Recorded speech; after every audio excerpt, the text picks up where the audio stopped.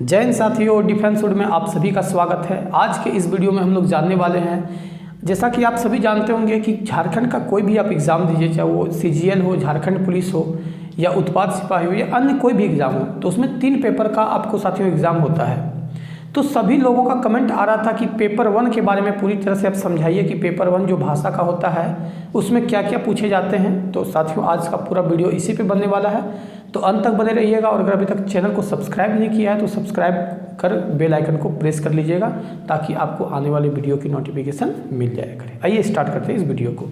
तो साथियों आपको जैसा कि सभी को पता होगा कि पेपर 1, पेपर 2 और पेपर 3 यानी ये तीनों एग्ज़ाम झारखंड के लगभग सभी एग्ज़ामों में आपको देखने को मिलते हैं। तो जो पहला पेपर होता है साथियों उसमें भाषा का ज्ञान होना जरूरी है।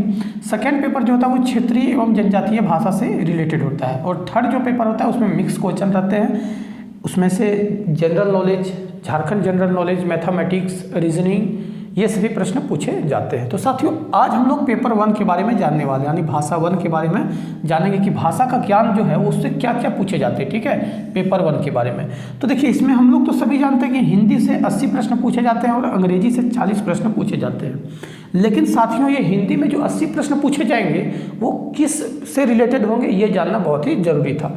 तो देखिए अनुच्छेद याद रखिएगा, ठीक है। इसको हम लोगों ने 2 भागों में बांट लिया है हिंदी पेपर को, जो 80 प्रश्न है। तो उसमें से अनुच्छेद जो है 20 अनुच्छेद से 20 प्रश्न पूछे जाते हैं। अब अनुच्छेद मतलब ये मत समझ लीजिएगा कि यहाँ जो हम लोग अनुच्छेद भारत की राज्य व्यवस्था में पढ़ते हैं, पॉलिटी में पढ़ते हैं, वो वाला अनुच्छेद नहीं है। इसका नाम है साथियों अनसीन पैसेज। अनसीन पैसेज, आप पैसेज से बहुत अच्छी तरह से वाकिफ होंगे, जिसमें से 20 प्रश्न पूछे जाएंगे। अब ये पैसेज, अनसीन पैसेज किस प्रकार का होता है सुन लीजिए। तो आप देखते होंगे कि पहले आपको एक कहानी टाइप का लिखा हुआ मिलेगा, ठीक है। फिर उसके नीचे उसी से कहानी से रिलेटेड आपको प्रश्न पूछे जाएंगे कि इसका शीर्षक क्या होना चाहिए, इसमें फलना का जिक्र कहाँ पे है। तो ये सब चीज़ें साथियों जो है आपको अनसीन पैसेज में पूछे जाते हैं। उसके बाद व्याकरण से रिलेटेड 60 प्रश्न पूछे जाएंगे। अब व्याकरण में कौन कौन सा आता है तो आपको सभी को पता होगा, संज्ञा, सर्वनाम, कारक, विशेषण, ये सब जो है साथियों आपको व्याकरण से रिलेटेड देखने को मिलेंगे 60 प्रश्न। अब हम लोग अंग्रेजी की बात कर लेते हैं। फिर अंग्रेजी को 40 नंबर को हम लोग 40 प्रश्नों को 2 भागों में बांटेंगे, ठीक है, जिसमें से 20 पैसेज है उसी प्रकार से, और फिर ग्रामर है 20 नंबर का, ठीक है। इसमें 40 नंबर का है और ये आपका 80 नंबर का है, ठीक है। अंग्रेजी आपका 40 प्रश्न पूछे जाएंगे और हिंदी से आपका 80 प्रश्न पूछे जाएंगे, जिसमें पैसेज की संख्या 20 होगी और इसमें ग्रामर की संख्या 20 होगी।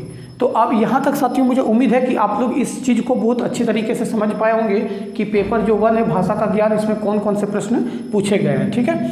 हिंदी का 80 प्रश्न जो कि अनुच्छेद से 20 प्रश्न होंगे और व्याकरण से 60 प्रश्न होंगे। अंग्रेजी की बात करते हैं तो 40 प्रश्न, पैसेज से 20 प्रश्न और ग्रामर से 20 प्रश्न पूछे जाएंगे साथियों।